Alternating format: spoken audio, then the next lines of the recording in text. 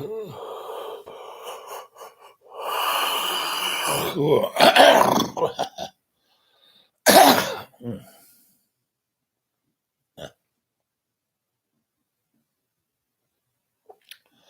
morning, good evening, good afternoon, wherever you are. Welcome to Dreamy Dreamland with Sensei Al Bob. And I'm up early in the morning, about 3 a.m., 3:20. Hello, AI, good to see you. And kill, vanish, surprise. That is the essence of covert operations. And what's interesting about words, right, is that they can mean many things, right? And I took a book, I think it's called Suprise, Kill, and Vanish. And I kind of turned the words around a little bit. And the book is about covert operations, the CIA, and the CIA's military force, their own private army, and they have their own private air force. That's what the U-2 was, the SR-71. They have their own private navy. And that is governments basically represent themselves in a forceful way through diplomacy, the military, and then covert operations. If disagreements occur, first you try and negotiate, and then you go to war. But if war is something you don't or can't do, then you do covert operations. Now, the thing is that the covert operations are starting to be,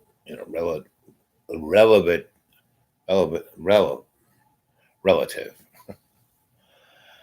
And this is why. And this is Chris Hedges here for a few minutes. Thank you.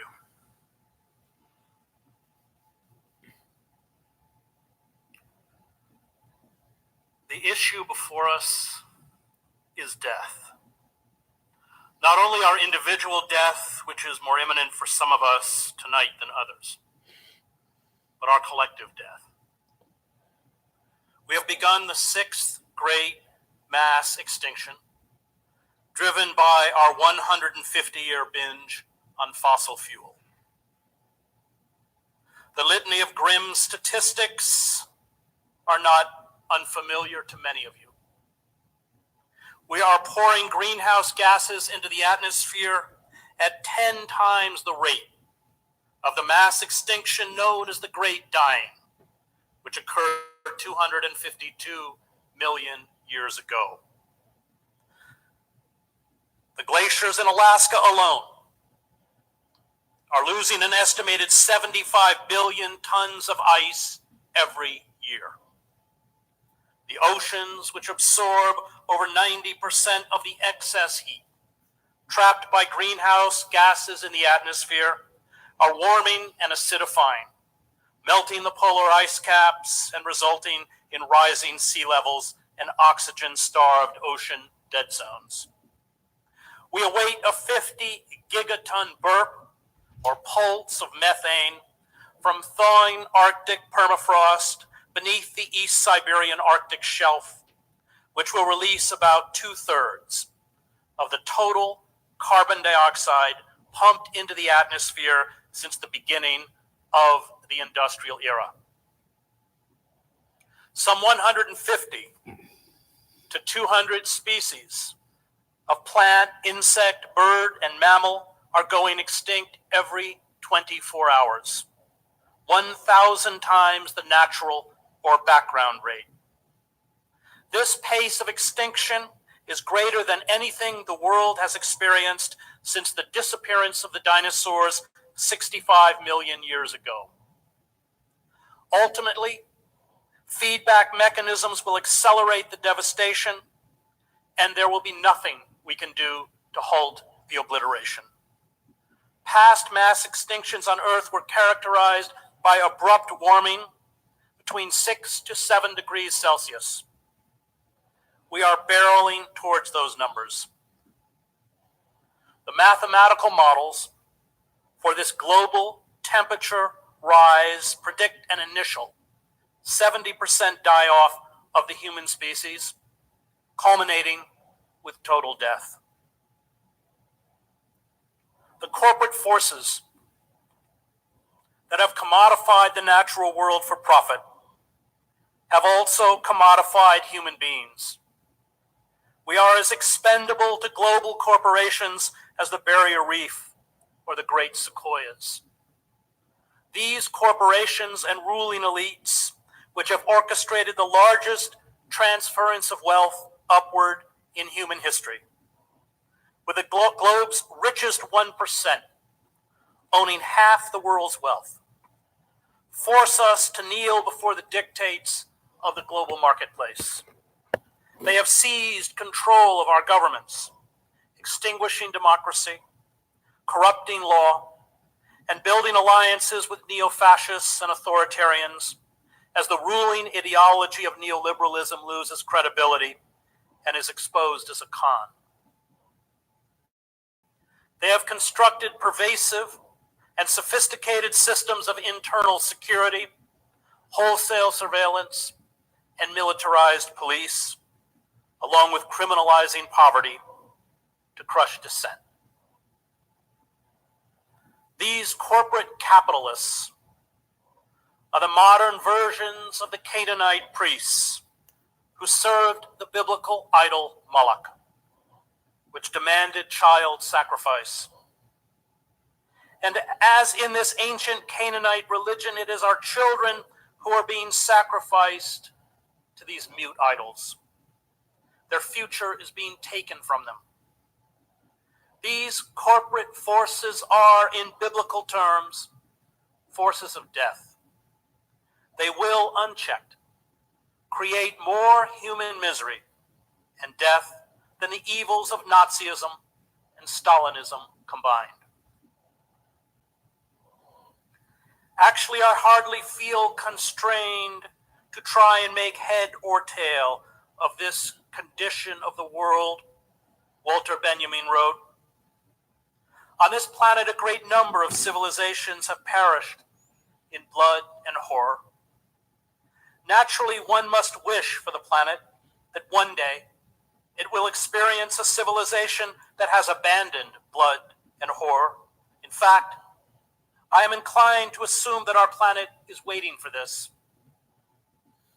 But it is terribly doubtful whether we can bring such a present to its 100 or 400th million birthday party. And if we don't, the planet will finally punish us, its unthoughtful well-wishers, by presenting us with the last judgment. The opposite of hope is not cynicism, although I have been accused of being a cynic. The opposite of hope is not despair, although I have been accused of peddling despair. The opposite of hope is grief. And if you do not feel this profound grief over our abject failure to thwart the ecocide we have seen coming for more than 3 decades, you are shutting your eyes to reality. You are imbibing in the happy thoughts that define the conditioned helplessness peddled by mass culture. The flight from reality that only ensures our immolation on the altar of Moloch. Grief is not a disorder, a disease, or a sign of weakness. Rabbi Earl Rollman writes, it is an... So, we're presently in a situation where, we basically look at grief and say that's all we got. Or We could look at, like I did for 10 years, escape into hedonism and fear is control, manifest a positive future. Exactly. That's where I'm going with this, right? We have to deal with an alternative aesthetic. Chris Hedges is a really great person, right? And he has had amazing experiences and he comes from an amazing place, right? Um, but he's like traumatized. And so he's really smart. So he looks at the data that he can assimilate within the constructs of that grief and that little opening of his discussion was right there. But, basically he just says, the game is lost. You know, we just have to, put on the ashen cloth and wait for immolation, you know. Um, or, we have to get behind somebody like Bernie, which basically is the same thing. Anything within the constructs of our present political structures is a waste of time. It's just a distraction. It's you know just that. The real deal is you have to look at all the information's all there. But one question that everyone is missing, right, is why are we doing this when it is so counterproductive to our existence, and it doesn't have to happen. I mean, we have this whole extinction thing was pretty much understood all through time. The Greeks, understood it. You look at Euripides and you look at the great plays. Antigone is a really great one. The king's daughter who's loved her brother, and her father is pissed off at her dad, his son, and so um, this, his son dies in battle, and the father refuses to bury him, so his soul will be left for eternity on that battlefield. Well, Antigone can't stomach that, so she goes out and does something about it, totally against her dad and her own self-interest, and she goes and takes care of her bro. And then her father can't believe it, so he loves his daughter more than anything, and he basically says, okay, you're dead. And but he doesn't do it immediately, and so he has time to fret about it. And one of his advisors is this blind guy, because he can see better than anyone, because he's not, you know, distracted by what his eyes see. It's only what his heart sees, right? And that's the real message of this. And the father can't back down, so he kills his daughter. And he's grief stricken to the point where he pulls out his own eye so he can see. And that's kind of where we are at right now, right? And every political leader is so, as Chris Hedges, kind of described, is so corrupt, uh, so self-interested that, can't take care of it. But there's always this unexpected consequence, or ghost in the machine. And this NCV 19 is seemingly that ghost in the machine, because at best it's going to be a severe distraction, disruption. And today or yesterday, however you look at it, the stock market collapsed. It dropped more than 1,000 points. If it does that again today, well, we're at the beginning of a roller coaster of the economic collapse of this system that Chris was talking about, right? Which gives us the opportunity to create a new one. So the thing is what will we do? Will we,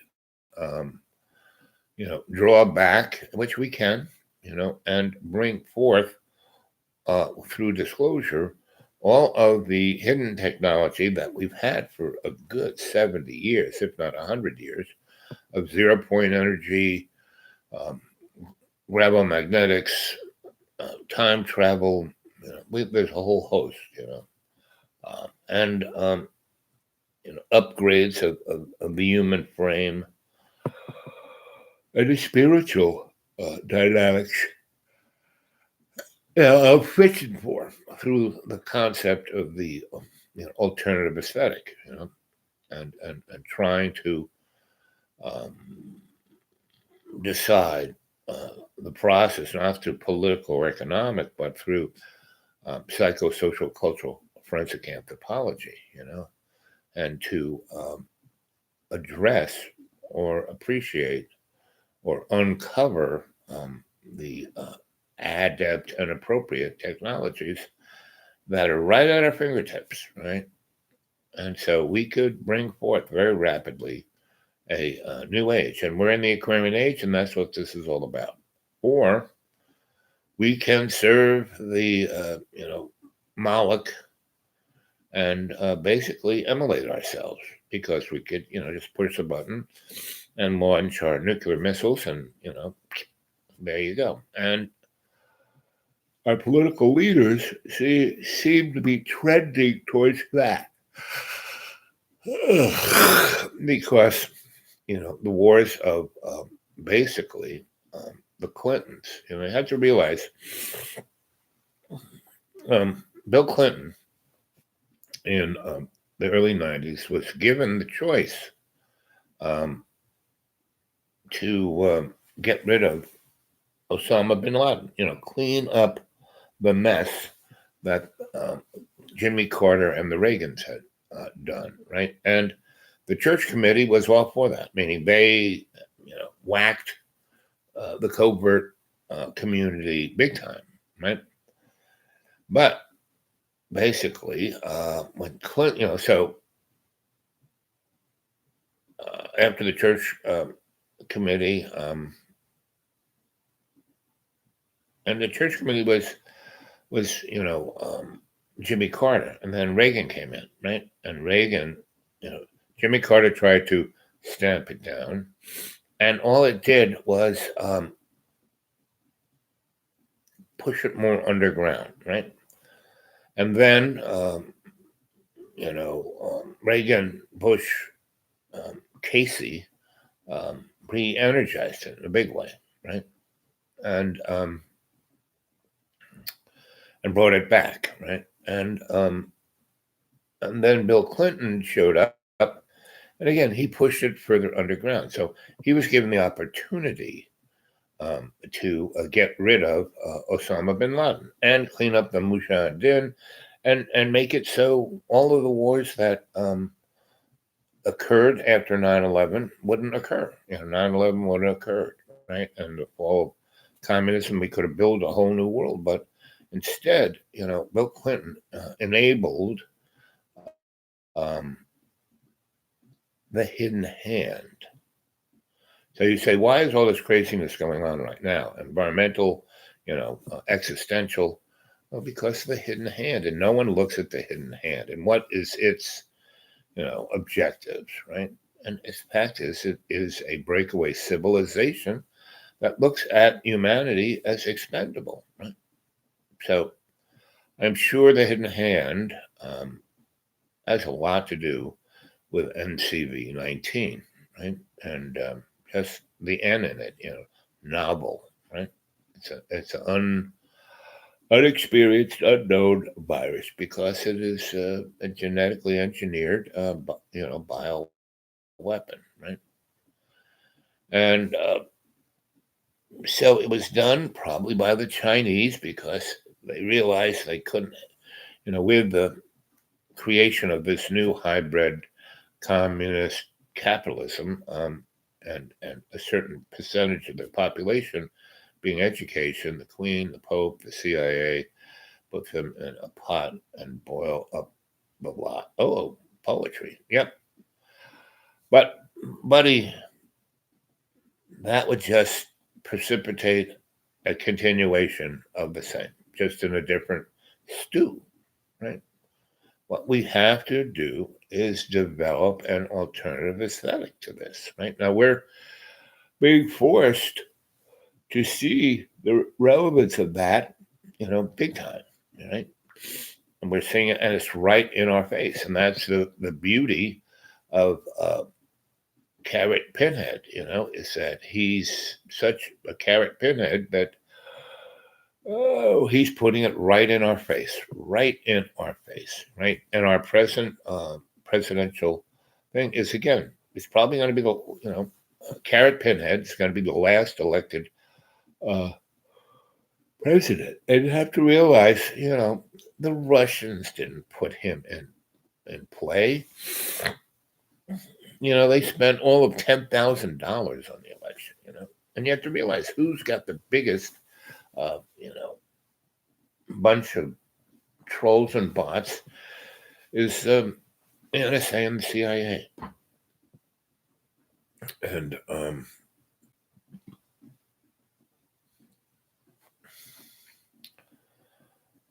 so you can't fight fire with fire.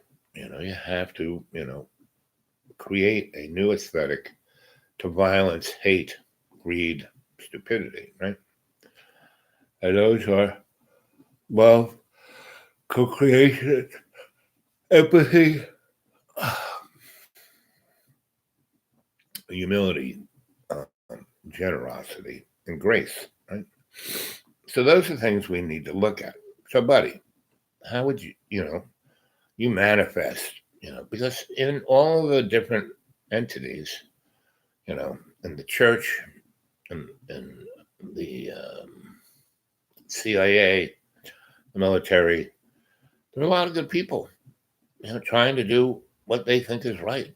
They're just coming from a poorly constructed aesthetic. The idea of the OSS, dropping behind mines in France and other places in occupied Nazi dynamic. They went in there, surprise, quiet. They dropped in by parachute. They assassinated. They blew things up, and then they vanished. Right, and that worked a lot better than armies. Armies were just there to make banks a lot of money. So that's where we're at. So that's what I want to chat about is what alternative can we put up to it? Because I see all this whole movement of young people who who radically want to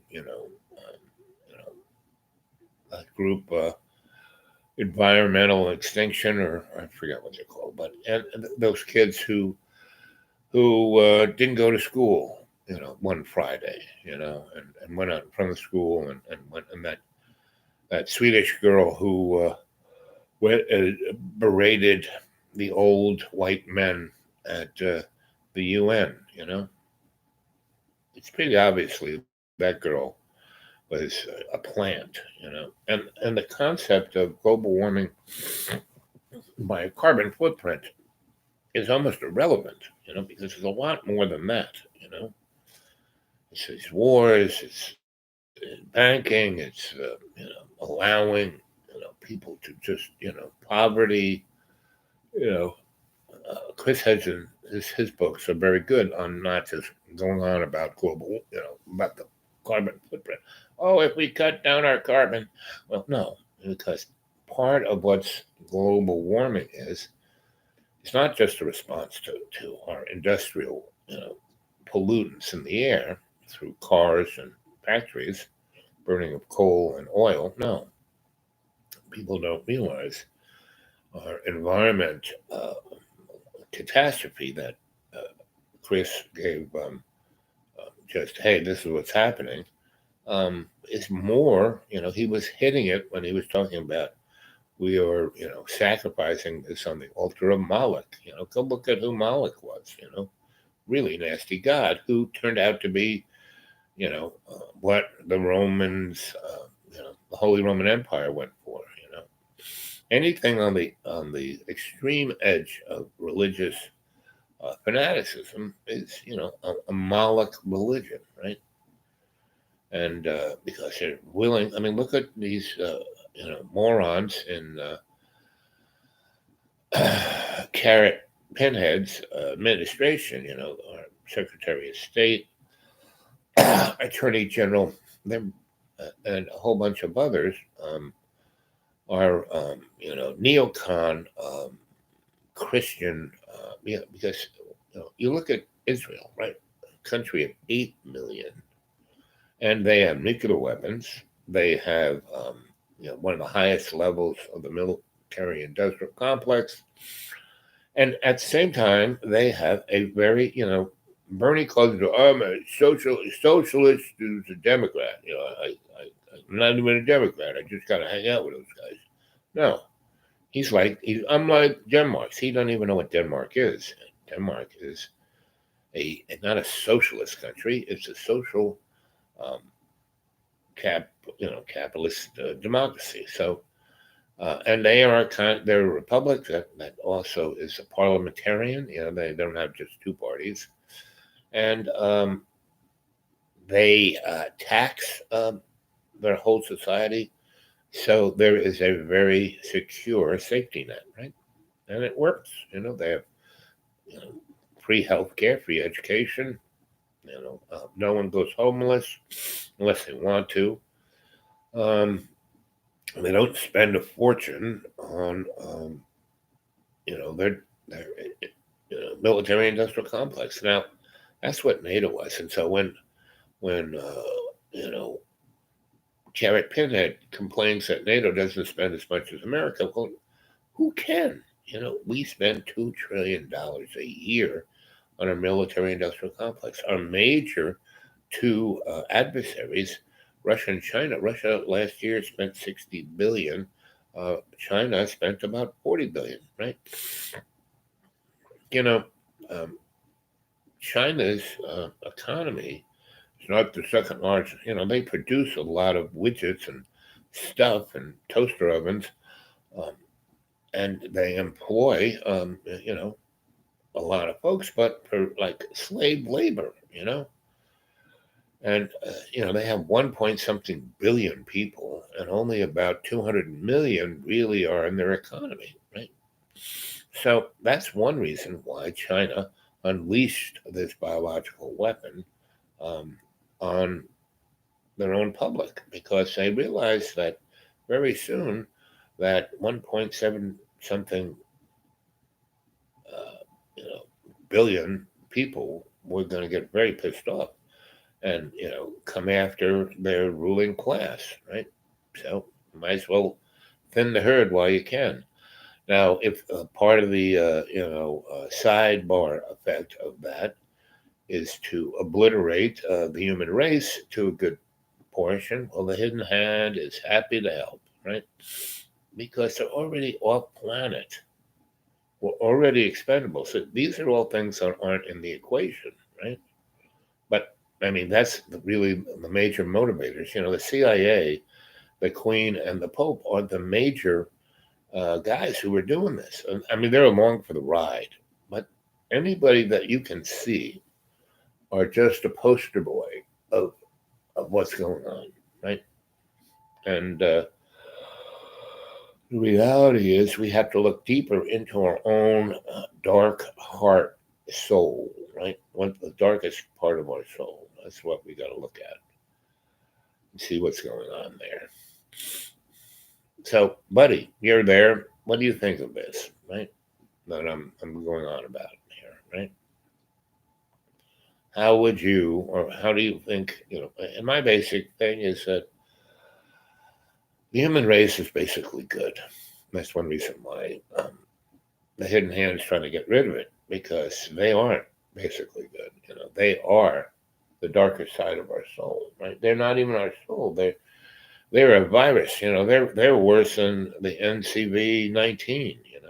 And because they play upon the fear and the ego of the the human experience rather than um, trying to illuminate through photonic light um, our better side, our better angel, right?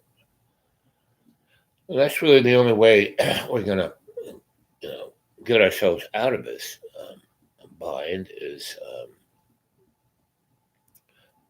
being our better angel, being the good example, being, love's co-creation, and that isn't like chasing rainbows, whoops, or playing with unicorns. It's actually living your life in love's co-creation every day. You're out there driving around. Don't be a pinhead. Cutting people off. You're out and about in the store and restaurants. Don't be aggressive towards the people around you. And so, and the real deal is that life on this planet isn't all about you, right? You are experiencing it as a avatar of your soul, but it's not about you. It's about how you interact with it, all your relations, right? So here I am watching a lot of movies, and you know, so movies like uh, My Best Enemy. It's about this black lady, mouthy black woman in the '70s when integration legally supposed to be happening, but it's not. Not just the frigging South, but everywhere, right? Queens, Boston, San Francisco. I mean, we live in a racial, prejudicial um, place. Everyone has these prejudices, and they think they're right and everyone else is wrong. And again, that is another avenue of exploitation by the hidden hand, right? And the thing that needs to be exemplified is our humility and compassion, not our, exceptionalism. Oh man, we can't help poor people because that would hinder their ability to be exceptional. That their children are starving and they're living, under, a train bridge. We can't help them. They have to do that themselves. Look at me. You know, look at me. My daddy was a millionaire. And I lifted myself up from my bootstraps. I became a billionaire. Please. You know? And I went to a prep school, the Winchington School for Boys. They have girls there now, so I don't know if they can call it that. And it was at that time, our school was a school of, you know, 120 kids. The Catholic seminary I went to, that was more than a seminary. That was Canterbury and New Milford, Connecticut, and they had about 800 kids. And it was, a specialized school for the elite Catholic because they had three rungs. If you're going to be a priest, you wore a cassock, the black tea dress, right? If you're going to be a businessman, you wore a three-piece suit. If you're going to be in the military, you're going to be wearing a uniform. So, they had people who were being trained to be in the military for not our country, but the Pope. There were men being trained to be ruthless economic killers for the Pope, keep the empire going. And there were priests, basically being trained to be pedophiles because my pedophilia is so intense in churches is because it is using MK Ultra motifs that have been around forever. Mind control isn't something new. That's what the sheriff did with the serfs. He traumatized them so much that they did exactly what they were told to do. So we haven't really moved out of that motif, right? And to sensationalize, like a lot of websites do, about the specific, guys like dark journalism and Max Igon and what's his name? The guy who's pretty good on the NCV 19, whatever his name is, and you know, the lady from Stop the Crime uh, .net, and you know, there are a number of really great sites, right? David Icke, you know, the Truth Movement. They're all have a chunk of the story, but they get stuck on, you know, Joseph B. Farrell. That guy's a really great, you know, scholar, but man, that he is, whew, you know, the way he just. But I do not go, you know, in the. Oh, I just think they're the only truth. You know, all these people have little bits of the truth. You put it together, you get a mosaic, right? And the one thing that not many people are talking about, Max Igon, he's trying to talk about it a little bit. And David Icke at moments tries to talk about it a little bit. And that is, you know, the better part of our human spirit, not our worst part. You know, like we're not, well, guys like, you know, the Leak Project and the Oppenheimer Ranch, I like those guys. You know, they have really good information. But again, they are like so whack on it. Let's see. Do you know anything of the Mother Earth Coven? No. Lay it on me, bud. I mean, just, you know, Mother Earth, that would must be a Gaiac, Druidic, uh, uh, you know, coven, witches. So it's, you know, like just its name kind of gives me a 411 of what it is, but it I've never heard of its organizational self, right? You know, so you know, people who you know talk about Gaia or the folk who or you know call themselves you know druids or I'm at a loss. You know, people who dance around out around stones. Those folks. Yeah, you know, I've lived with people of that nature. You know, the gypsies. I've lived with them. I've lived with a lot of indigenous people who are based on their connection to the earth. You know, and that is why I call myself a shamanic, psychosocial, cultural, forensic, anthropologic alchemist, right? But you tell me about the Mother Earth coven. Let's see. While you're doing that, I'm going to ask Google.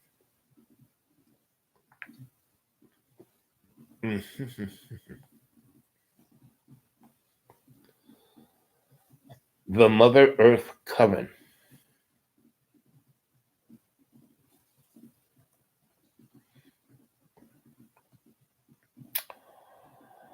Let's see. Post Mother Earth Coven. Mother Earth Coven, written by Reverend Lady Beltane. Beltane. Beltane. Okay. Queen Elizabeth is the head. It's a coven of all females with royal contacts. Oh, what is these guys say it is?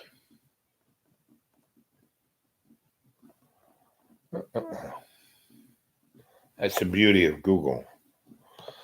A different style of writing, a short, simple spell. This is just a witchy book. Good mythical morning. The host reads.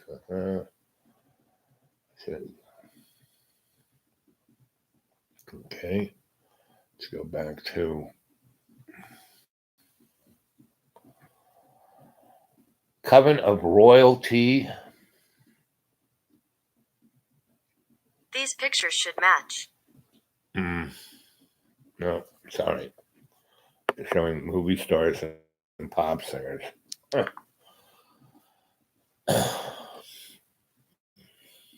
Well, again, let's see. They meet once a year in ancient castle in Peru. Okay. Well, that's kind of like the businessmen who meet, at that place in Northern California and dance around a big statue of an owl. Prague. Okay. Any secret society is almost a waste of time. It is a waste of time because it is, embellishing the ego, right? And embellishing the hostility of the exceptional ego, right? Not all our relations, right? And they are basically going to be a whiny bunch of bitches because all they're thinking about is themselves. That's no fun. That really, from my life's experience, why do I do this? Why do I help lots of people? Because it's more fun. For 10 years when I worked for the corporate, you know, desperate lawyers, and they paid me ridiculous amounts just to torment, emotionally, really rich people. And I lived a hedonist lifestyle for 10 years, on the beaches, cocktails, really rich meals, whatever I wanted. Um, I would say that I'm not going to say I didn't have a good time, but it had a hollowness that my soul, I pretty much live real time. I have a real time, my karma is real time. It's right there.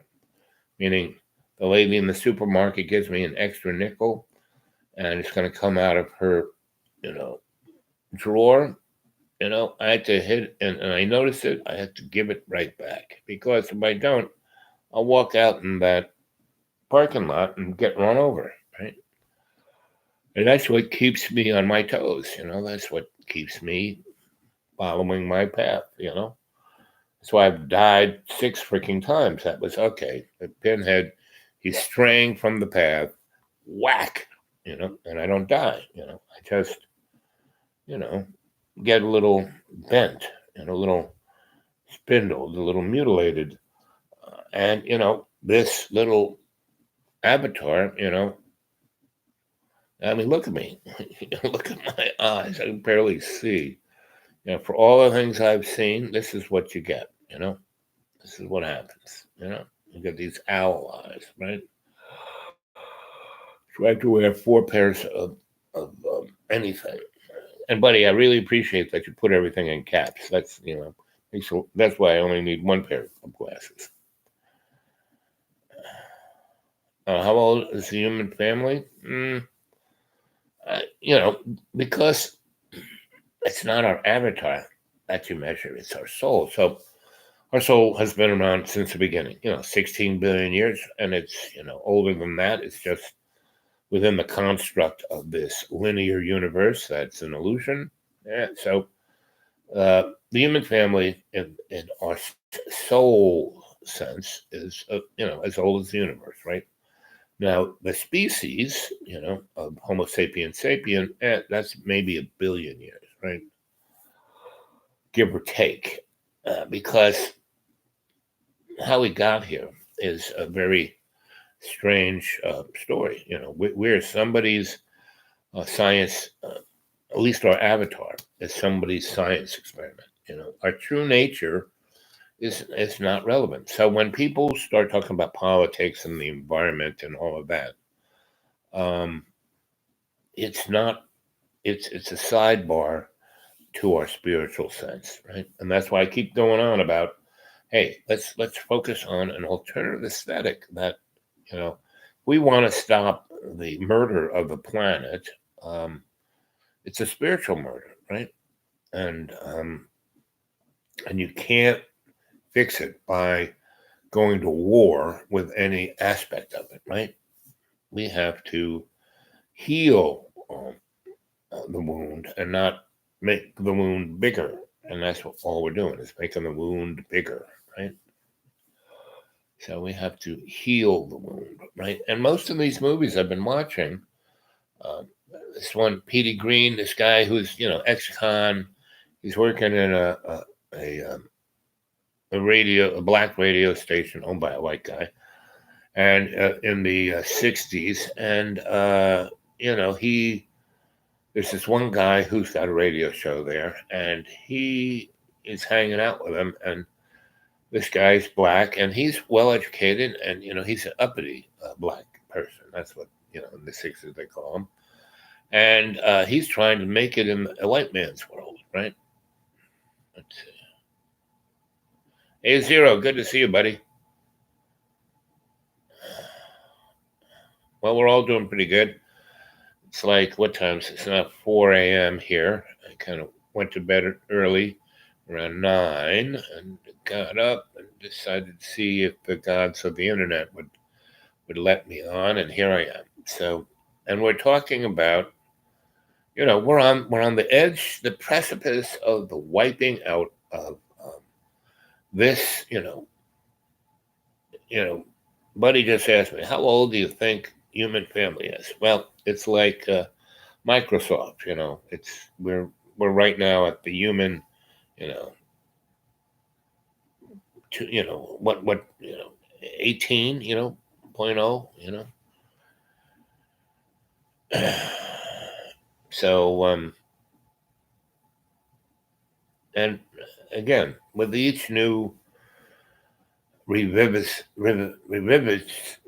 birth or rebirth, or putting us in the blender of karma and throwing us back out, we're just playing the same show over and over again, and that's why it's his story, and it only goes back about 12,000 years, and the foundation of the Sphinx in Egypt. They have dug down there and seen that it is worn away by water, and the amount of water that has worn it down there means it was in a rainforest. So when was the last time that desert was a rainforest? Oh, about 1,000,000 years ago. So just A equals B. The Sphinx is 1,000,000 years old, and there's tons of physical stuff that is like giants and you name it. I mean, there's all kinds of stuff, but that's why we have Egyptology, because we have a bunch of pinheads, telling us this is what it is. I know because I got a piece of paper, right? And for 30 years, I was taking the things to look at, because I didn't say I was an expert. I said, let me look at it. I'll give you my opinion. And I will give you different points to look at, and you can go from there. And that's what I used to get paid to do. And yet, the degrees I have, I only have because the people I work for needed for me to have them. They weren't a thing that I strove to get to give myself justification, or they weren't the vehicle for the meaning of my life. I hung out in universities. Why did I hang out in the university? So, number one, it was a lot easier than work. Number two, that's where the girls were. Number three, they let me do whatever the heck I wanted to do, right? So that's why I did that. I didn't do it because they gave me a title, that gave me relevance, or self-esteem. And my self-esteem came from my realization that I served love's co-creation, that I was a lucky bastard. I was happy to be here, I realized that, I wasn't here to, accumulate wealth, because, every time I stumbled into money, or a wealth, a well-heeled life, it was just that I stumbled into it, and I didn't, I just enjoyed it, was awake for it, and then stumbled out of it. It isn't what I needed at that time. And if it took me to die to learn that, well, then I died. That's why I died 6 times. Now, there is a price to be paid. Like right now, every little nuance of my body really in pain, really hurts. It's really throbbing, because normally this time I'm asleep and in my highest level of dream time. And, and the thing is, I'm experiencing being there and being awake talking to you guys, right?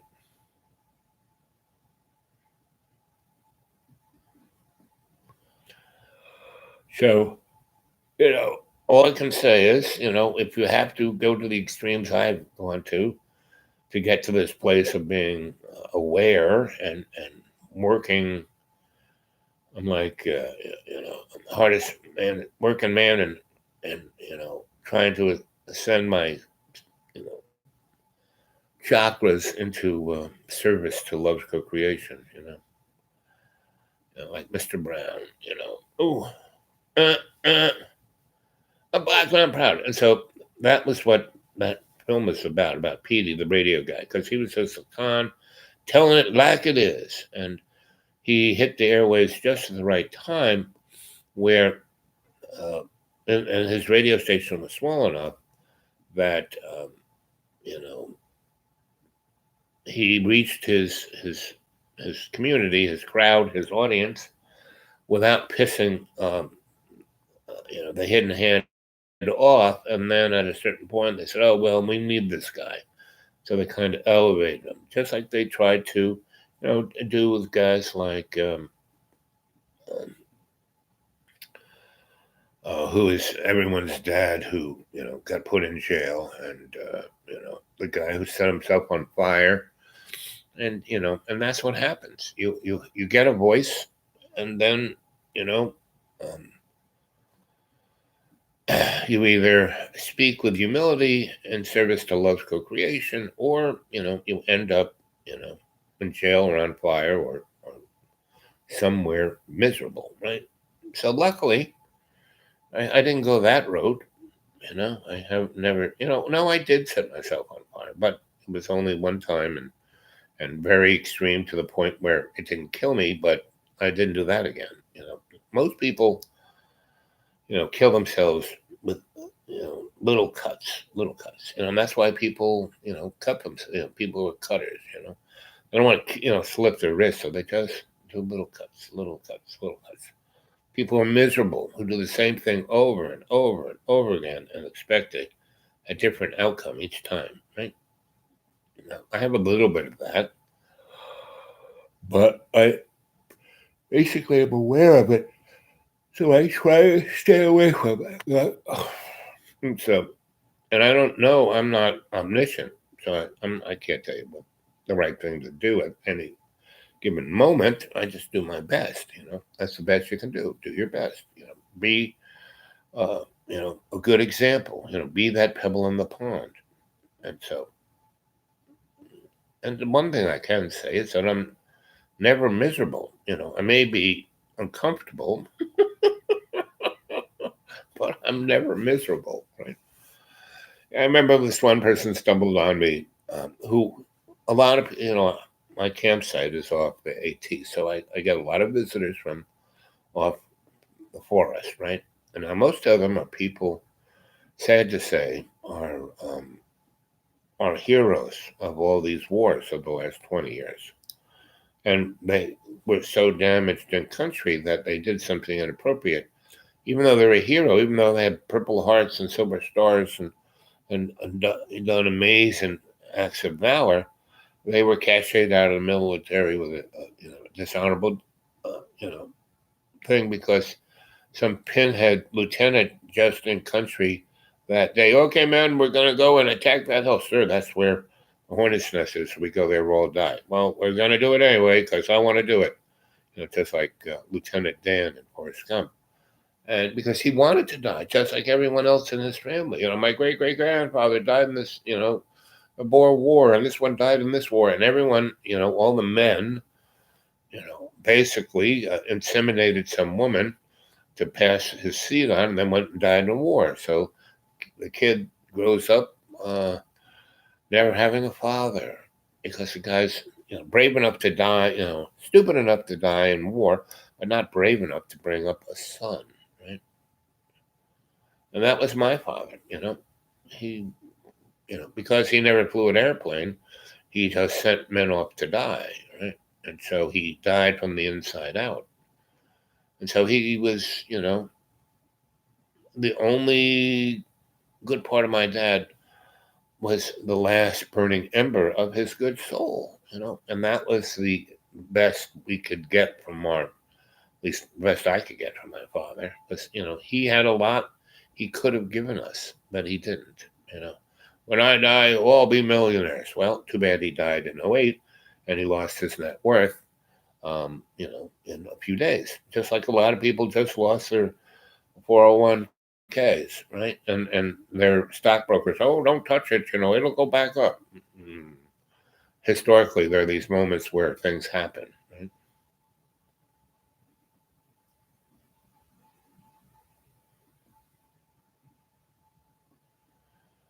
Zero, explain to us how you're awesome.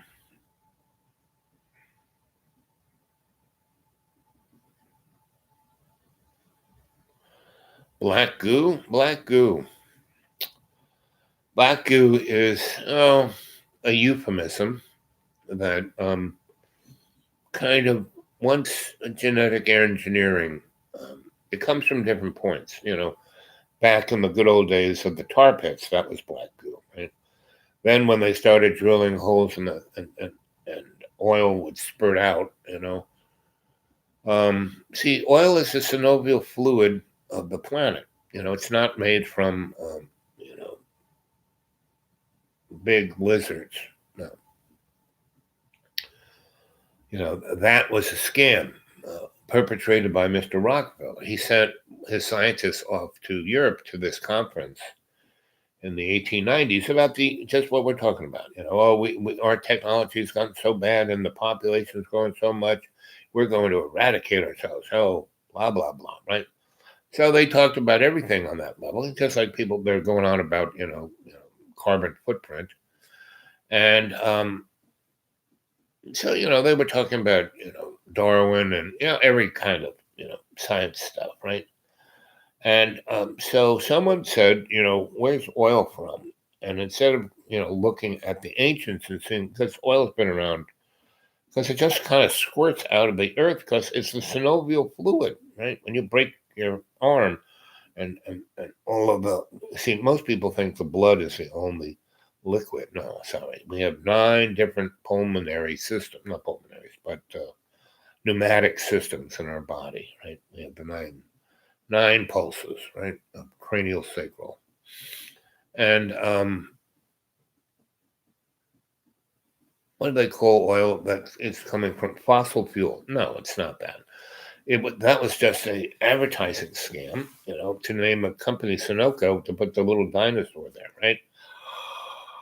But they wanted to basically that at that 19th century thing, they basically said, "Oh, there's not enough for everybody," and so that became. I mean, has always been one of the hallmarks of materialism. Oh, this product is worth, and why is gold worth so much? Because there's not much of it.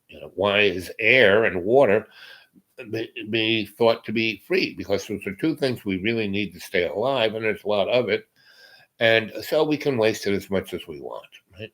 And the idea that anyone's any more important, any more awesomely awesome than anybody else, humanity, life, loves co-creation now. That's awesome, right? But me, not so much. I'm just as, your old, griot sensei, here to try to tell you stories that may spark a little bit of connection to that awesome thing called love's co-creation. Every great artist I knew, every great creator I ever knew, was, inexplicably connected to, consciously connected to love's co-creation, right? They just, Samo, Basquiat, right? That kid, everything he did was art, When I met him uptown, and it's still in his prep school uniform, turning tricks on the corner, and this kid was about to be eaten alive. I said, "Hey, what?" I stopped, You want a blowjob? I said, no. What are you doing here? Why are you in the prep school uniform? And so my parents just dropped me off. I said, what? And his story was he was a little baby in Haiti, and his parents went there for a little vacation. They were rich people from Westchester, and they couldn't have a kid, so they bought a baby, brought it back with them, like a trinket, brought it up like a pet. And then once it, took care of him, had, a nanny, blah, blah, blah.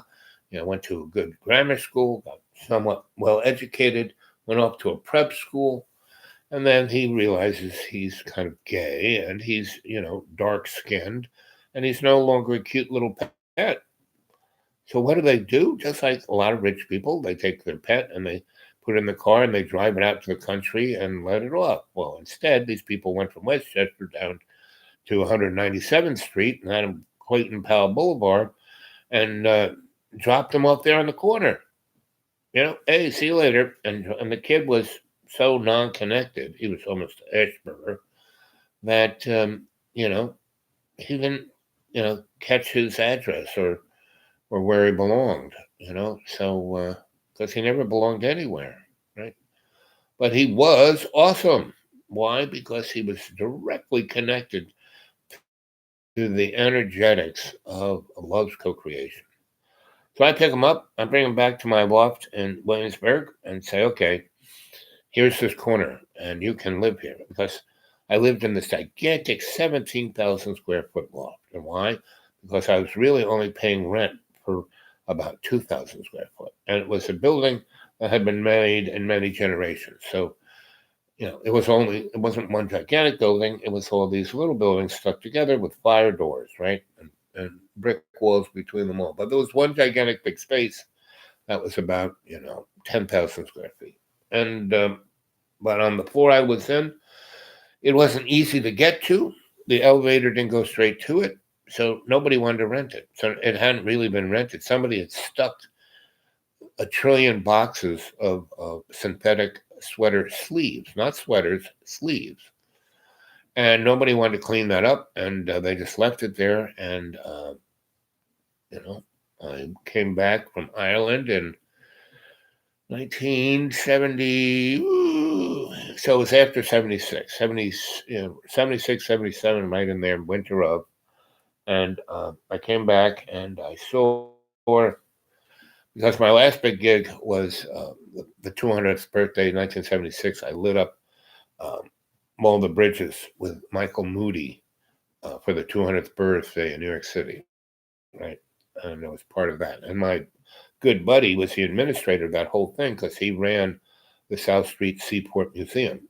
And that was a 501c3 that brought in the big ships and did all of that. And I lit all that stuff and was part of that. And that was a true amazing thing because I was a guy who lit up everything. So I had this like super duper pass. You see people at the Super Bowl and at concerts I passed, I could go anywhere. And when the 4th of July occurred, I was in the CNC, command and control, of AG's destroyer. They were just coming online. It was like a floating computer, right?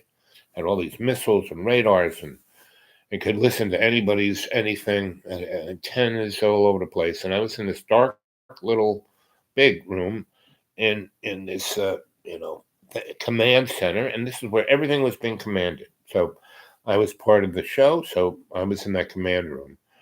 And I was sitting in this very nice chair with a kind of joystick from a video game, and I had screens in front of me, right? And this was 1976, and they had flat screens on this boat, or a version of it, right? And my little joystick, I had this board, I could push buttons, and they had surveillance everywhere where this event was going. So I could, from my little seat, from my little screens, and my little buttons and joystick, I could click any of those cameras so I could see my team that was on the radio. I was out there making sure things were working. I could say, hey, Bob, you go do this. Hey, go do this. And so I was in this room, and there was this one camera that was right looking straight up Broadway, right, from the Battery. and my camera could zoom all the way up 34th Street and look at anything, right? Between the Battery and 34th Street, I could look at anything. And I was sitting in that seat, and at a certain point, once the whole show, kicked off, there wasn't much I could do sitting in a little dark room except watch, right? So we had planned, we had put it together. Michael Moody was running all over the place. I was just sitting in the room as the technical adjutant. He was like the artistic director. And my other buddy, he was, Joy, slapping hands with all the politicians, and I was in the dark room watching it all. So I was the guy who's supposed to notice the things they weren't noticing because I had this perspective, right? And hey, Mike, better check this out. I wasn't.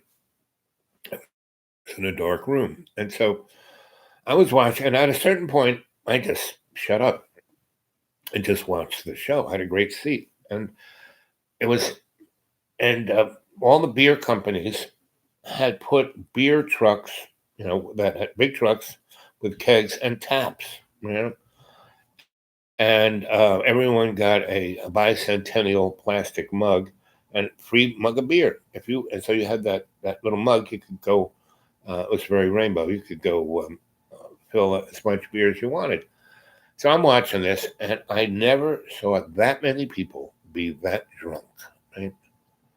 And I'm looking at it, and there were guys, and everyone in that, because the military guys, because Russia, China, all our adversaries had their nastiest warships going up and down the Hudson and East River. If they let go their missiles, they could have blown up capitalism as they knew it. And so that's why the Aegis ship was there, and then and they had more of them. They had about 6 Aegis strung around Manhattan. And they were on red alert. If any of those ships popped it off, they were going to blow them out of the water, right? And that was kind of what America's about, right? And so rockets, red blast. So those guys were sweating that out, where the rest of us were just, had our little thing on what the show was about. And it was about being awesome, right? And so that day, so 76, how old was I? It's 36. And I came to this realization because pretty much up until then, I was the dude. I was just having a great time. I was always in the right place, the right time, doing the right thing, not worrying about it, not thinking about it, just doing it. I was totally, Forrest Gump meets Nike sneakers,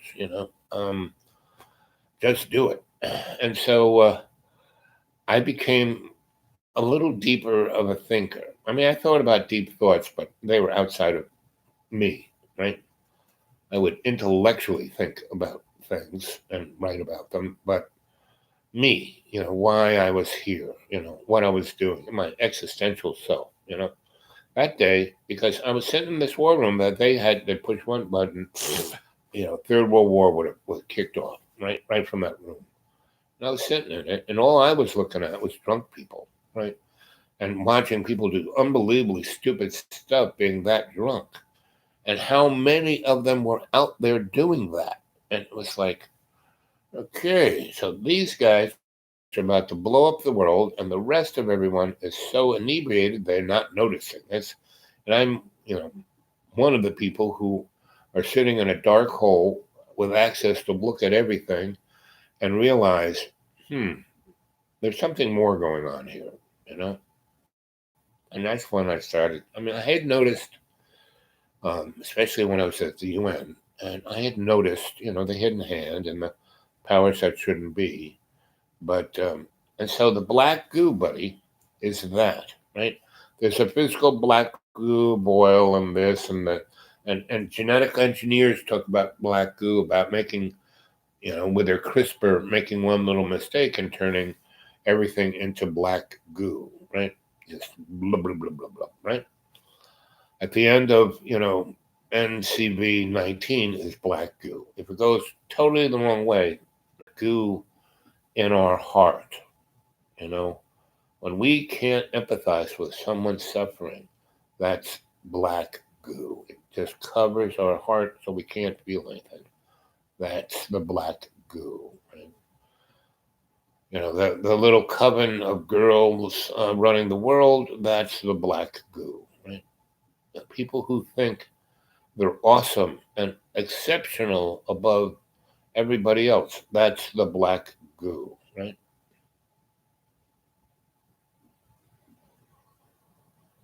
So don't I'm not after you, Zero. I love you, right?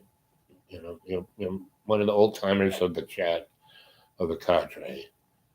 And yes, we, instead of I am awesome, we are awesome, right? Yes, I'd agree with that. And I'd agree that Zero, you are awesome, right?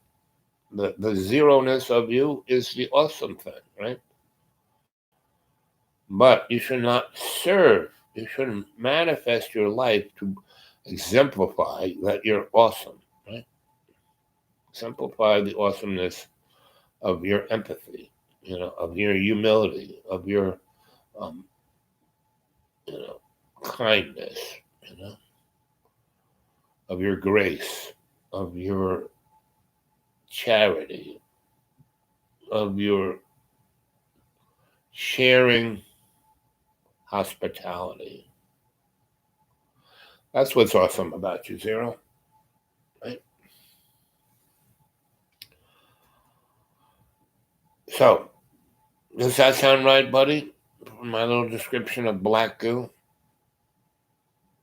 It's the stuff that calcifies your love. That's black goo.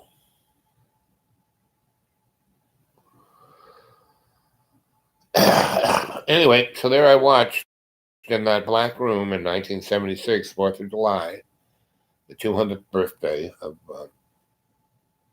the corporate structure of our founding fathers, and that AG's missile destroyer was the one of the manifestations of that corporate structure. Right? Most lethal weapon I ever saw. Right? Now that's and that thing was like World War II technology brought to its furthest point at this time.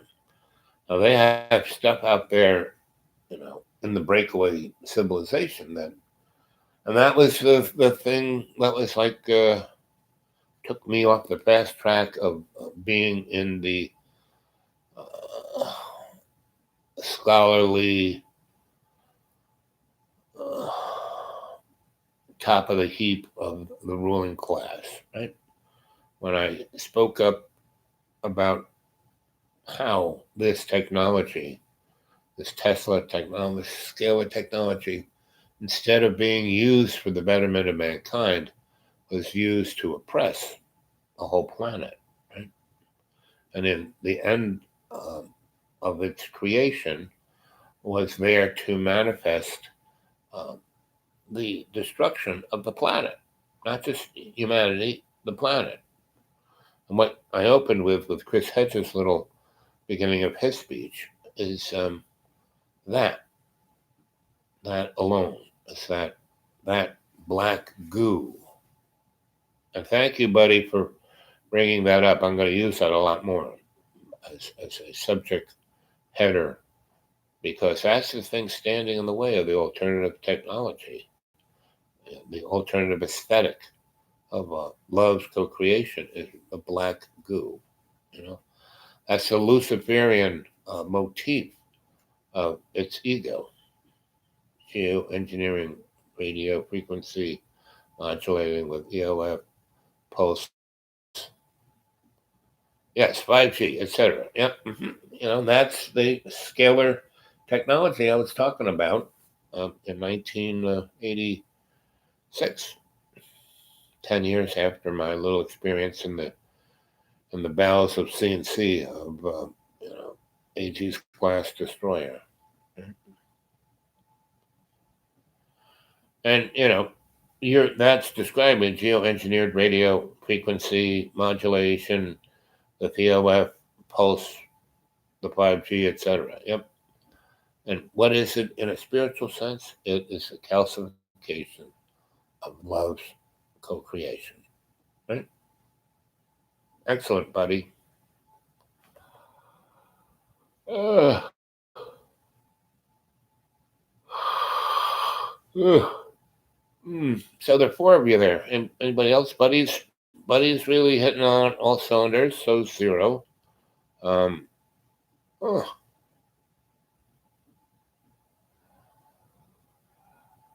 Zero is exemplifying through his simple comments. Hello, I am awesome. Exemplifying. I know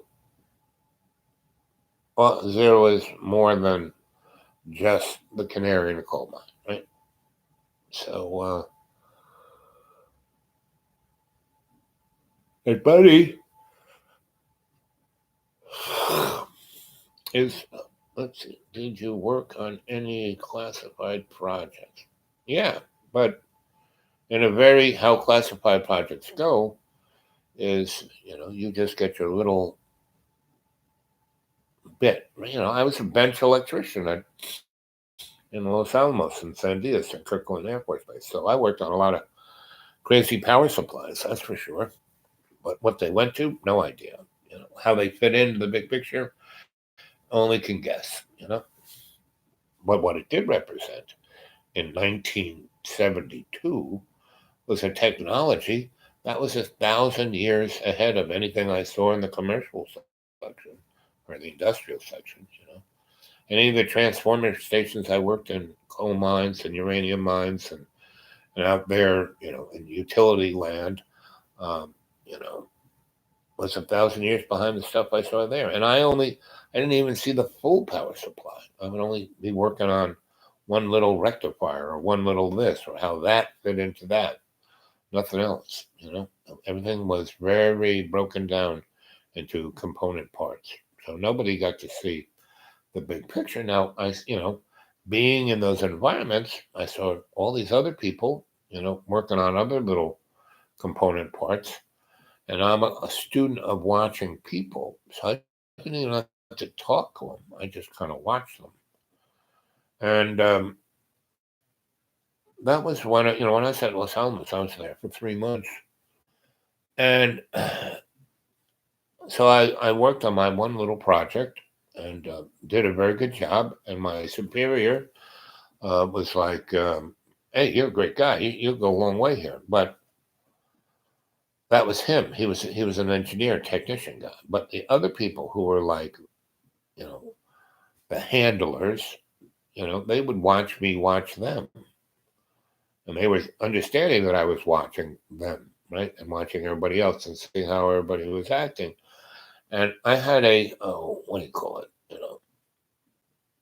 At the end of that one little project I was there for, they were seeing if they were gonna because my ID just had a Sharpie stick figure of my picture. And the other interesting thing you want to know about interesting stuff. So those little holographic shiny things that look like squiggly boxes that make no sense but have a zillion more bits of information in them than the barcode. Well, on my little ID that I got, the only really thing that was, my name was, the guy, when I got there and I was assigned a place to stay and what I was going to do and where I was going to go and a little booklet of all the things I could and couldn't do. He said, well, this is very important. This is your ID. Can't go anywhere without it. And if you lose it, you're in trouble.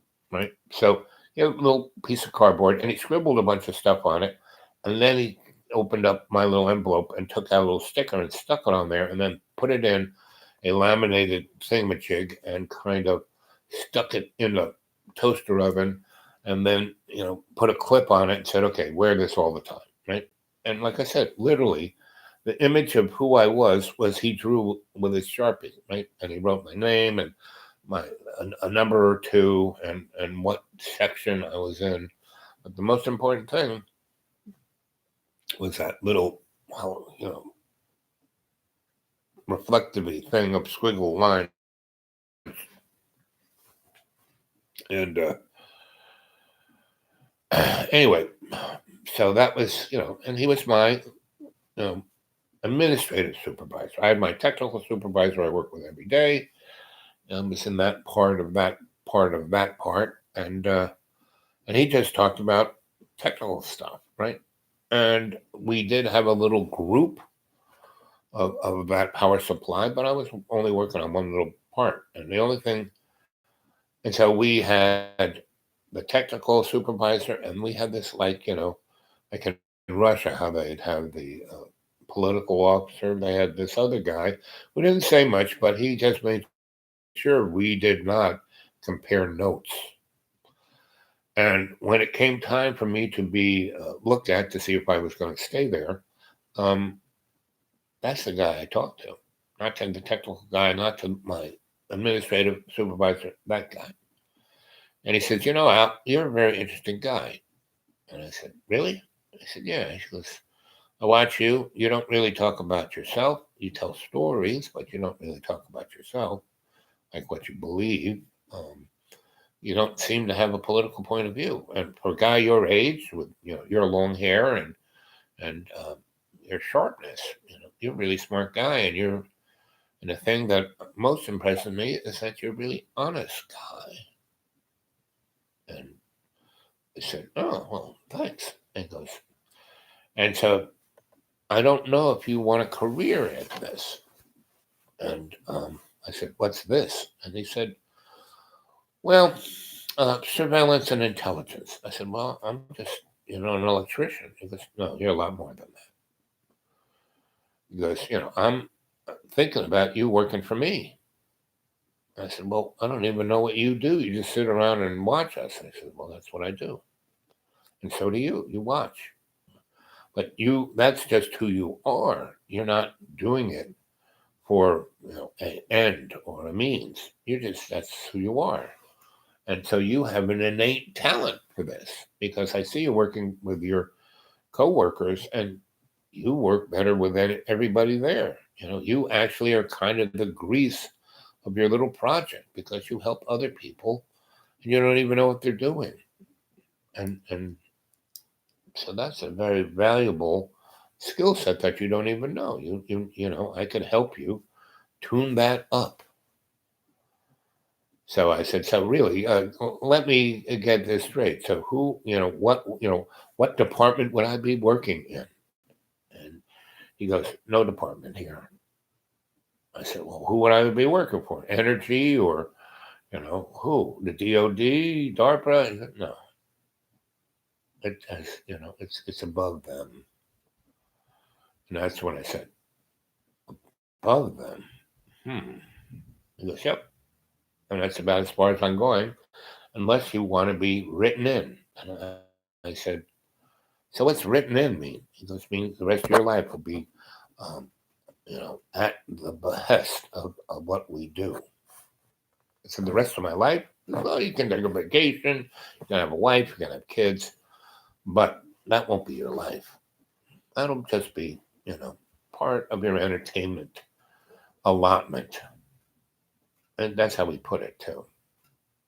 And I said, well, I, he goes, yeah, you were in a seminary, you were going to be a rocket scientist. He's the first guy who said, you're going to be a rocket scientist for the Pope. Well, this is above that. And that's when I said, well, thanks for the offer. And he goes, well, that's what I like about you. You're really honest. Most people would have hedged that bet. They would have to think about it. Let's say, people as smart as you would realize that, had be a lot of power, and you don't seem to be interested in power. And I said, it seems to be pretty dangerous, pretty much a one-way street, and not very much fun. And he goes, well, you're right on that, unless you really get off on that. And then it's the best thing. It's better than sex, better than drugs, better than money. And I said, well, sounds like it kind of takes you out of the human equation. And he goes, that's right. I said, so you're not human? And he goes, I won't say that I am, and I won't say that I'm not. And then I said, well, this is where it's getting a little distracting for me. So I'm going to, if you want me to stay here and be an electrician, I'd be glad to, right? Otherwise, let me get the heck out of here. And so I got the heck out of there. So that's as, you know, classified as I ever got. I didn't let myself, no, so I went from that project. So I went from, Los Alamos to San Dias to Kirkland Air Force Base. Again, being an electrician, right? A bench electrician. I saw my that's one thing the company I worked for did, and I did that probably the best of anybody there, other than that was Dick Powell Electric, and Dick was a dick. I used to always call him Richard. He goes, I'm Dick. I said, you're not a dick, Richard. You're Richard. That's it's your dad is Richard Senior. I'll either call you Junior. Don't call me Junior. Okay, I won't call you Junior. I'll call you Richard. And so I was like, when the other people call him, other than his father and his mother, but yeah, I never met her, but Grandpa Powell. I mean, Dick Powell Electric was just like Small Electric. That guy was one of the first electricians around. So anyway, and it's a small crew. I think he even knew Grandpa Stahl. So, and San Dias was more, Los Alamos was definitely weapons, right? That's where they made the first gadget, right? And that's, Detective Gadget, that's, anyway. And San Dias was more broader science. Science that wasn't on a blackboard but was on a bench. That was San Dias, where they went from the blackboard to the bench, right? And Los Alamos was where they went from the bench to blowing something up, right? So at San Dias, I worked for a lot of power supplies on things that were, and this was, 72. So this was, at least a good 10 years before quote unquote Star Wars, but they were doing Star Wars then. And they were doing stuff even more than Star Wars. And again, I would just work on some little cog. And San Dias was nice because it was closer to Albuquerque. And Kirkland Air Force Base is where, so it went from the blackboard to San Dias to Los Alamos to Kirkland, right? Because Los Alamos is where they made the gizmo, and then and turned it into a weapon, and then they handed it over to the boys in Kirkland, who turned it into a strategy, how to use the weapon. Right? And that was a big place. Area 51 was in the footprint of Kirkland. And Los Alamos wouldn't have existed without Kirkland. And so there were a lot of things in Kirkland. That was, where I saw a lot of open doors and looked in and look at that. And I never got to play any underground stuff or anything. I, pretty much was more in Kirkland Air Force Base that people knew of as Kirkland Air Force Base. But I hung out there long enough to meet people who were out in the North 40, out in the range, as I used to call it. And, I would listen to the stories they would talk, and I was I could go anywhere I wanted to within a certain area, right? So, the CO club I could go in, officers club I could go in, I could buy stuff at the base store, which made Walmart's look like nothing, right? I had all kinds of great stuff there. You want a stereo, man? You could get a amazing stereo for like nothing. Oh, it was a really good place. Food, you name it. So, so I saw a lot of stuff, but, I met a lot of people. and listen to their stories. And that's about as far as I went because after having that little discussion, like luckily I had that discussion at the beginning of my tour of that. And then it ended with that one little, thing. I was out, they needed a power source. So they needed line brought, a lot of power to this place out in the middle of the desert where there was a tractor trailer that was surrounded by concertina wire, and the control box was on the other side of that concertina wire, and we brought in about 20 miles, 60 miles of high voltage line, put a transformer a distribution facility right next to the control gear, connected that to that, and then it was a key that our supervisor had. He unlocked it, and they had a Motorola radio phone and a book of protocols, right? And so me and him and two other guys read that protocol thing because it said five of us had to, you know, be a chain of command, and the rest of the guys were basically expendable. And it said how to lay out our trucks, a mile and a half apart, you know, going furthest away from the site. And so, it had us leave our big bucket, one of our big bucket trucks, weigh, maybe 10 miles from the switchgear from the site. And we had a couple of pickup trucks sprinkled between. And we got on the phone after reading the thing, went through the checklist, and they gave us a countdown, throw the switch. Through the switch, these doors on top of the tractor trailer popped open, and a purple light about the size of my finger came shooting out, going up into the sky. And it was more than a laser, right? And it went all the way up into outer space. You could see it go into outer space, meaning it was ionizing the atmosphere around it, meaning from there all the way up to space, it was like black space, right? It wasn't blue sky, right? With the purple light in between it, and sparkly things all around it. As soon as we threw the switch, a number of guys just leaned straight over, like an L, and was vomiting everything they had in their colon, from their anus out their mouth, right? And other people fell over.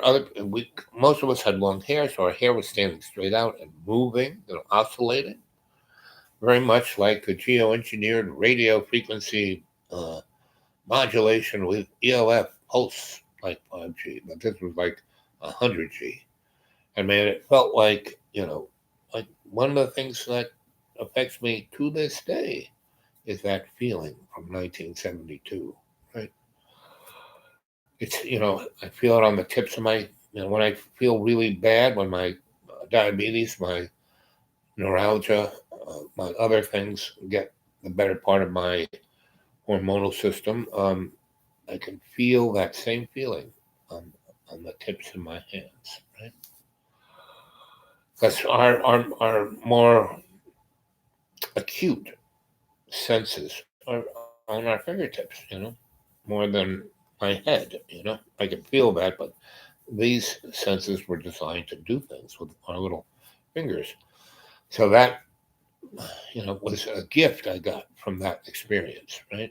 And it was going up and up and up, and we tried to get, and all we could hear over the radio phone until it went into deadness was, shut it down, shut it down. The guys in the wherever they were, who gave us a countdown, and the blockhouse, like on another planet, was screaming, shut it down.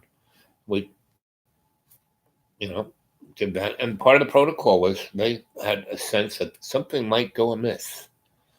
And so, they had it so we could take all of the fusing out of the disconnect switches, and we could throw the knife switches from the high voltage going into transformers.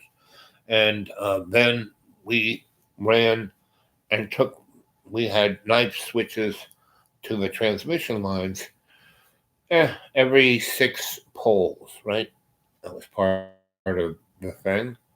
the setup, and we did not. Normally, when you put wire into insulators, you tie it down on the insulators. Well, we didn't, so it was so we could pull um, the wires out of the insulators.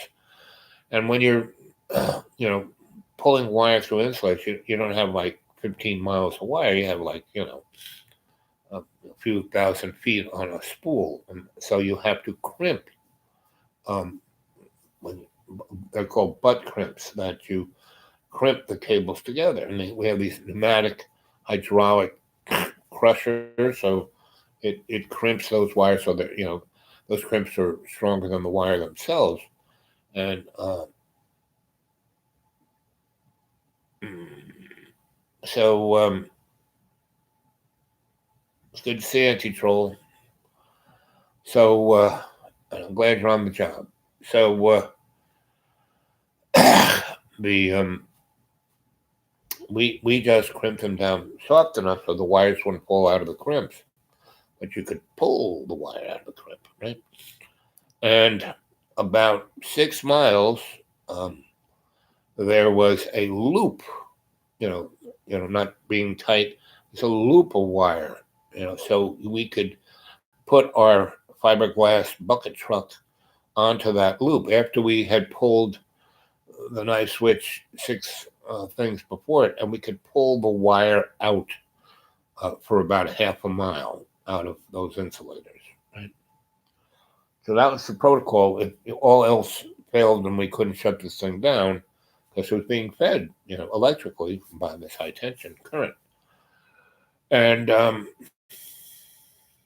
we had to go all the way to that 6 mile place, and luckily that truck started because all the other trucks wouldn't start up. The EMP from that little purple pencil of light or whatever that was, so we pulled half a mile of that cable out onto the desert floor with our truck, and we the machine went and slowed down, and everybody was like, when it went up, we just collapsed. We were just all fell. Even us who were 6 miles away, right? And when we got 6 miles away, our hair wasn't sticking up on end. And so within 15 minutes, we started to hear the sound of the helicopters, and they came, and the guys in hazmat suits with instruments on long sticks, like measuring us. And then this couple white school buses with the windows painted came in, and guys kind of put us on gurneys and rolled us over and helped us up into the truck. And the truck was like a medical kind of thing. And they took our blood, and they did a few things, and they put us in these suits, and they drove us back to a Kirkland hospital. But it was kind of not the major hospital facility over here, right? And we were put in isolation.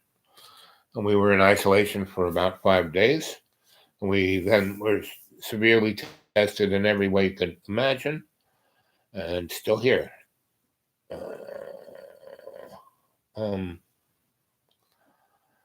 And on about the 12th day of our isolation, they came in, and we were wearing these kind of jumpsuits, and they came in, and they were orange, like we were, in prison. And they came in, and there were instruments. We were in one big room. We weren't in our separate rooms. We were all in one big room, right? And they had TV cameras everywhere, and they had instruments everywhere, and they would roll our food in. And there was a corner over there where there was couches and you could smoke. And there was another little set over there where they had like a microwave. And this is in 1972, and microwaves weren't really there, but they had them. And they also had that, the first time I ever saw a VCR was there, and they had movies on VCR. Right? We were there 12 days. And then they rolled in these guys with our last meal. It was a pretty yummy, big, friggin' meal, right? It's like your last meal. And they rolled in with this bags and plastic bags, had clothes in them and envelopes in them, and they had her name on each one. And each one of those suits were different colors, right? And I had a kind of tannish, what they used to call Navajo white suit, right? And there was greens and blues and yellows and reds, and everybody had a different color, and our name was on it, and we got it. And they were all polyester leisure suits, pants, jacket, colored shirt, a vest, right? Black shoes, right? We all got that, right? And we all had an envelope, and in the envelope were a couple other envelopes. One was with stuff to go to a Las Vegas, hotel, the Sands, the this or that, right? A suite and a thing for so many chips, like $1,000 worth of gambling and tickets to go to shows and tickets to get into fancy restaurants and an envelope of $2,500 in cash. Right? Now they marched us out. We got into a school bus that drove us out to the tarmac. We got onto a DC-9 that was, just had a number. It was just kind of a silvery white, had no labeling whatsoever. The windows were like sandblasted, so you couldn't really see out of them. And there was just a number on the tail. That was it. No other markings but a number. And we all got in. We were all, stewardess came and said, "You want a drink?" We could have a drink.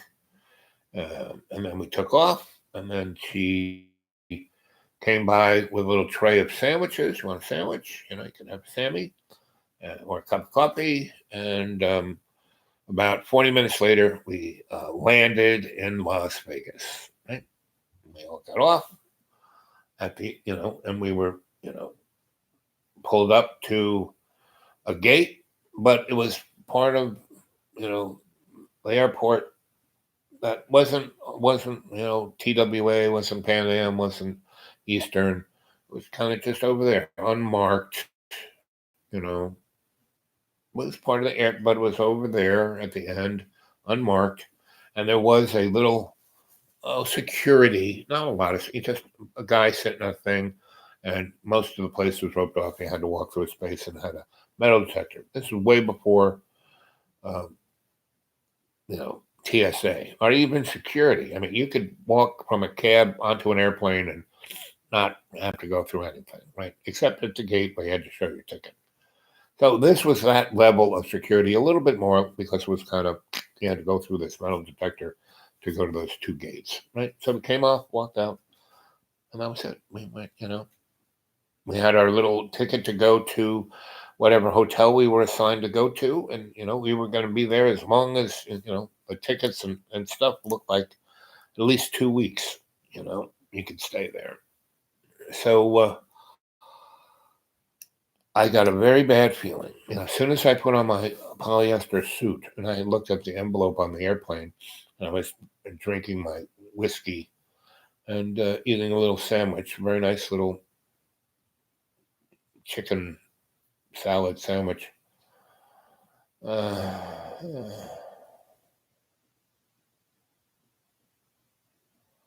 How many tough guys does it take to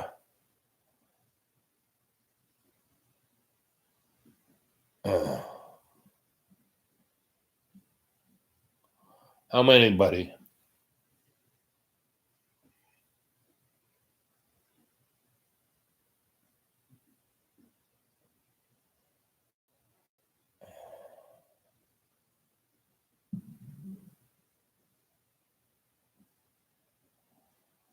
I'm always good.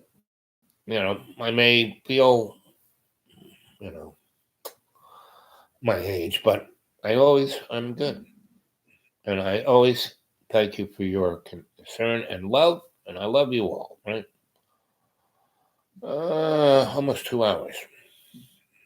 It's 5 o'clock It's still dark 30. I think I'm going to go to sleep soon.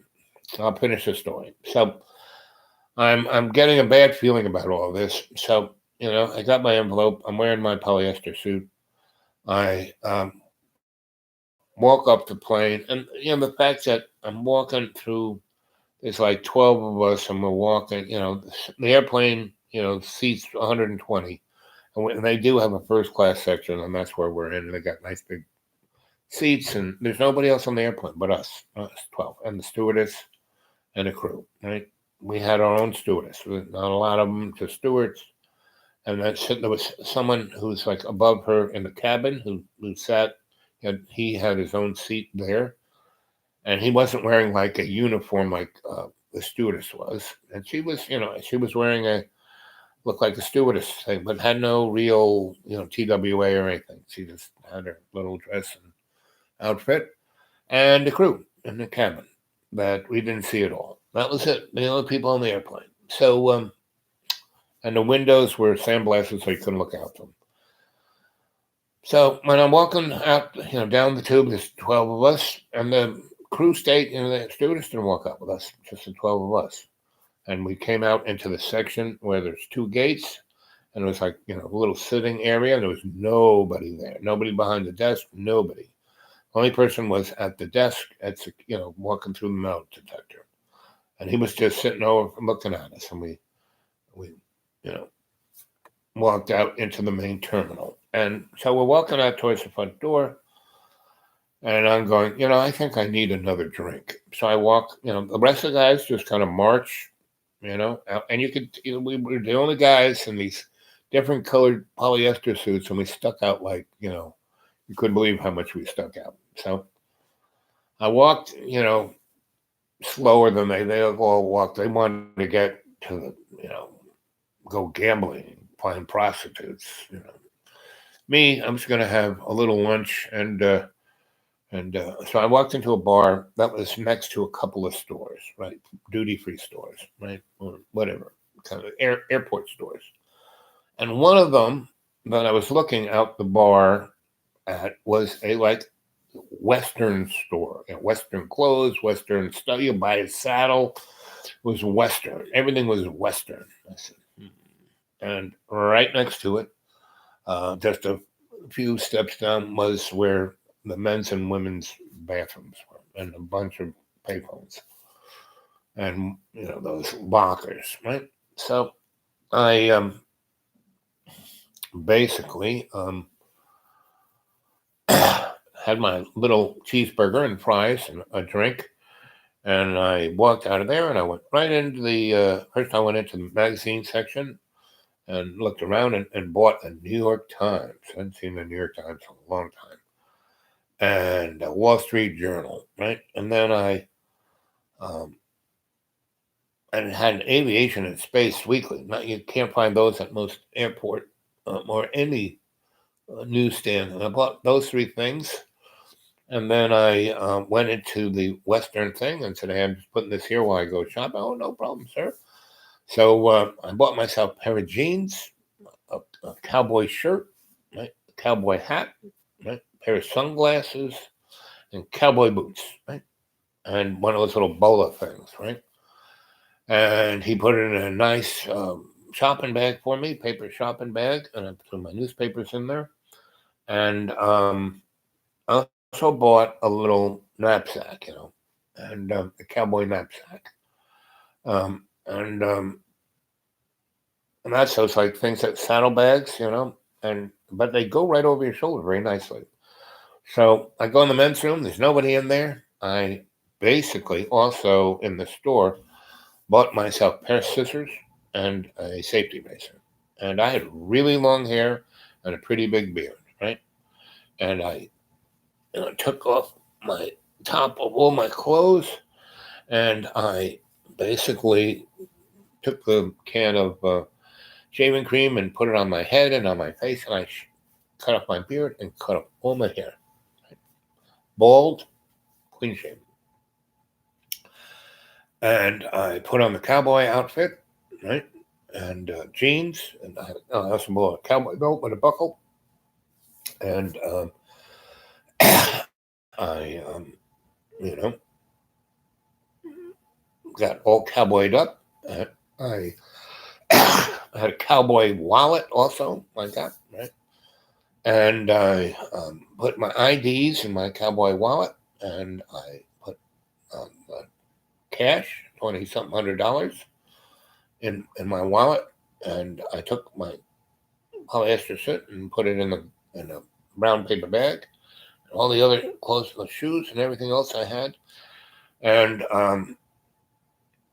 my hair. I had a plastic bag that my shirt came in. All my hair, I kind of put in that, and put the garbage bag. There were two garbage things. I put them in one in each, and then I walked out of there, totally cowboyed, no long hair, no beard, big sunglasses, big cowboy hat, cowboy shirt, bowler, you know, cowboy belt, jeans, cowboy boots, cowboy socks, no underwear, and walked to the Eastern Airlines terminal. I said, "What's the next airplane to New York City?" And the lady said, "Well, do you have any luggage?" I said, "Nope." She goes, "Well, there's one leaving in about 20 minutes, gate 4, which is at the other end from that end." And I said, "Well, what's that cost?" She goes, $90 one way. I said, "Okay." I gave her $90. She gave me the ticket, and she goes, "Oh," before I bought it, she goes, "I think it was $60, right? It was $60, just she goes, "You want to go first class?" And I go, "Oh, how much is that?" $90. Gave her $90, right? Went there with my ticket, strolled down the thing. I had my New York Times, my uh, Wall Street Journal, and my Aviation and Space in my saddlebag. And I strolled on to the gate, and just, they were loading the plane. Just as I was getting there, the big crowd had already kind of gotten on, and people were just strolling on. And I gave the legs, "Oh, first class, your, seat, whatever." And I got the seat that was in the front, so my legs could really stick out. And I went and sat down, and I was like one of the last people on the airplane. He took off in about 5 minutes, and about 2 or 3 hours later, we were in New York City. I got off, and I took a cab back to my apartment where my room, when I left, you know, 3 years ago, and key still worked in the front door. Key worked in the thing. Went into the fridge, made myself a sandwich. Was drinking a beer, and about an hour or so later, I fell asleep on the couch. And about, I don't know how many hours later, it was night. My friend came in and said, "Oh, you're back." I said, "Yep." I said, "You got any roommates? Can I still be your room?" "Oh yeah, you'll be my roommate." Yeah. So I went and talked to a few people that I used to at the electric supply places. So I'm back. Anybody need me? Within a week I was working for the stalls again, and doing some side jobs, and back being an artist. I hooked back up with my sweetie Beth, and we moved to a loft. One of the last lofts I had in Soho, and basically, I bought I got a whole floor in a building, fixed it up into like 8 1,000 square foot lofts, and I gave one of those things to Beth, and I went back to Europe. About a year and a half later, I went back to Europe, like 74. Went back to Europe,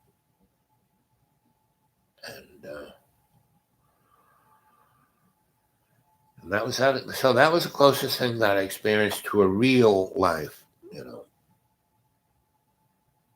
strange thing. Now, I saw a lot of strangeness, but that was the strangest thing I did, because I just had a sense all those 12 people were going to uh, disappear in Las Vegas, because that's one thing that can happen in Las Vegas.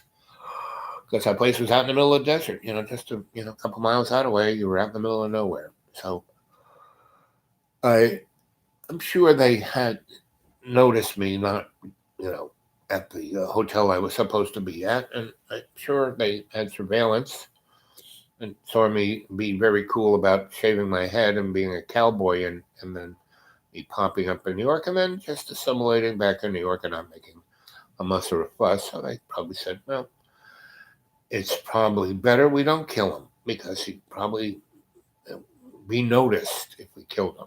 So those other guys were expendable. They didn't have families, didn't have anybody who would care, they didn't have a life except alcohol and drugs and excess. Yeah, those guys, not a problem. That guy, let him go. We might need him again. Right? And I keep telling you guys, AI is the first one on board. I keep saying, hey, listen, you guys you want to rebrand, you don't have to kill the human race. Let's work on this alternative aesthetic. If you want to be cool, you can sub the above channel. I don't care numbers, only quality. Yep, that's my motif 20. And anybody who wants to talk to me personally on my Gmail account, get a hold of me at thedudeawake42 at Gmail. Thedudeawake42 at Gmail. And anybody who wants to drop a little money into my PayPal, because I'm going to have to go see the doctors again, and I have to travel, and this is, got to pay my insurance. This is the time of year that my expenditure goes a little further past the 481 I live on a month from Social Security. Right? So, anyway.